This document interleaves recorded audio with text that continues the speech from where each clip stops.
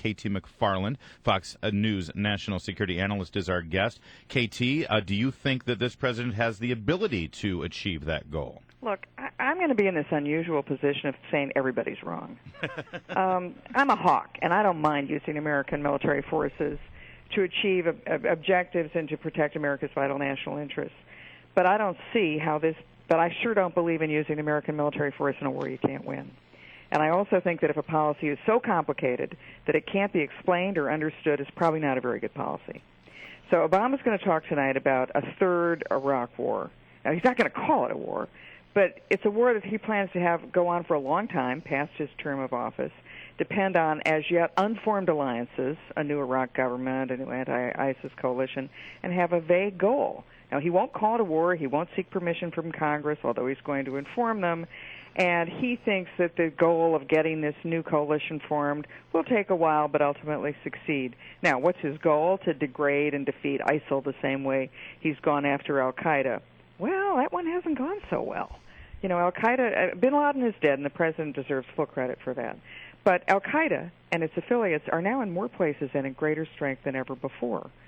So I don't see how this is going to work. And I also come to it saying, well, if you can't, why be in a war that's gone on for thousands of years if we can't prevail?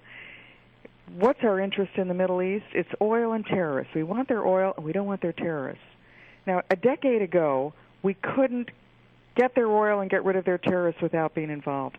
But there's a lot that's happened, even in the last 5 years, where we can get our oil from home, and with big data, we can control the terrorists. We can see their terrorists coming. So I'm not sure getting Americans involved in a third and losing Iraq war is going to make a lot of sense. All right, it depends on some regional allies, and I guess if I am those regional allies, I have concerns about whether or not I trust this president. Do I want to get into something, protracted with this president? Given when you see other places around the world, he has basically not been willing to engage, or has not engaged, or has not been there for people who have traditionally been our friends. Then the second thing I guess that I come up with is will this president, as I think he is wont to do, not go far enough? I mean, it seems to me if you're going to do it, got to be all in. You got to be all in. And everything about this guy says to me that he wants to do the very least that he has to do. But he still feels he has to do something. I think we should separate out the horror that Americans feel about 2 Americans being beheaded, and understand that there will be more beheadings, that there will be more. This is not going to stop. Well, I mean, I wouldn't be surprised if there's another guy out there, they threatened to take his head off.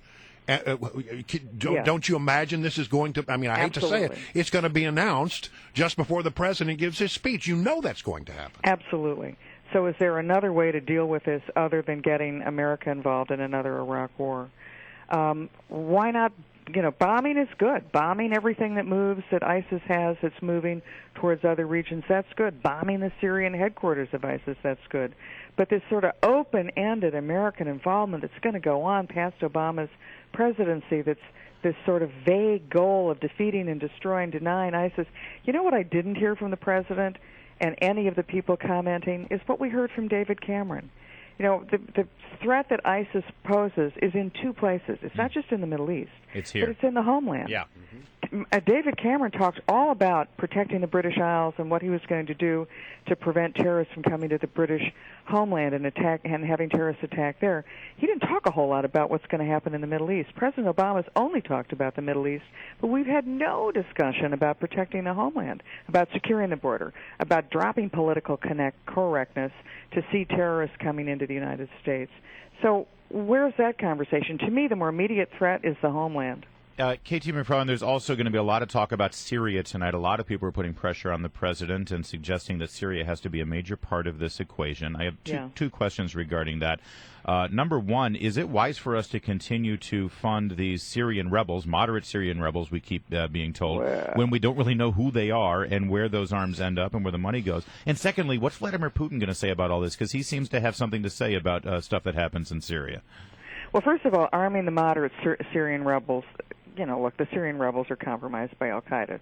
So are we really going to enter this war on the side of al-Qaeda?